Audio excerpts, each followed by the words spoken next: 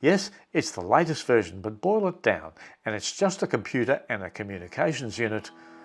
Over a lifetime, Bob Moran has collected many antecedents in the Discovery Shed, and they're all looking for a new home. What does your device do? It crunches letters and numbers, it measures things.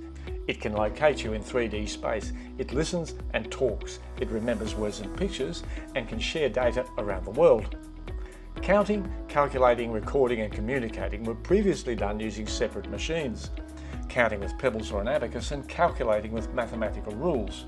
Recording on clay tablets, paper or canvas. But to communicate you had to tell stories, write letters and type or print a book. It was once sufficient to mark time by day and night, seasons and years. Then John Harrison constructed portable clocks accurate enough to allow 18th century navigators to sail around the world. With the help of satellites, your device can locate you anywhere on Earth within a few metres, and you have no need to do the maths or understand how it works. We measured length in cubits and feet. Practical enough for simple work, but hopeless when replication was needed. So we slowly established standards that ensured that a yard, a metre or a kilogram was the same everywhere. Early surveyors dragged steel chains across the continent and made daily adjustments for changes in length with temperature. Then we moved to optical measurement, and later the travel time of light waves, microwaves and laser beams to measure distance. In the 19th and for much of the 20th century, most calculations were done by hand. The computers that launched America's space program were nearly all female. The risk of error was very high, but reduced as mechanical calculating machines were introduced and the drudgery of computing was eased. The next big shift in computing technology applied electric power to the calculators, and that required creation of reliable electromechanical switches. In turn, mechanical switches were replaced with electronic valves, and then came the genius of the transistor, which is nothing more than an on-off switch, and that led to the integrated circuit and computers as we know them today.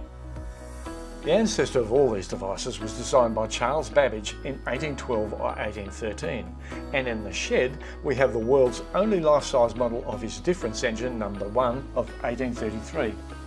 It was intended to be steam-powered and was manufactured to remarkable tolerances by a firm that included journeyman Joseph Whitworth on the staff. Engineering skills and precise repeatable measurements were critical to success.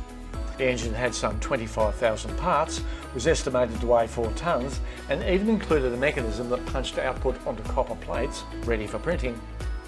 Babbage anticipated almost all of the problems that later computer designers and programmers faced, but he got into dispute with his construction engineer.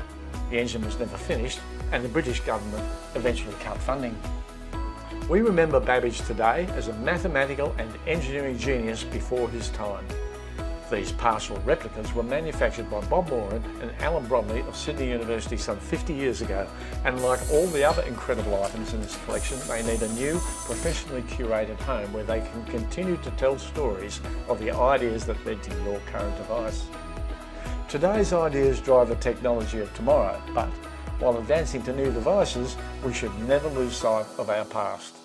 Can you help us to find a new home for the contents of the shed?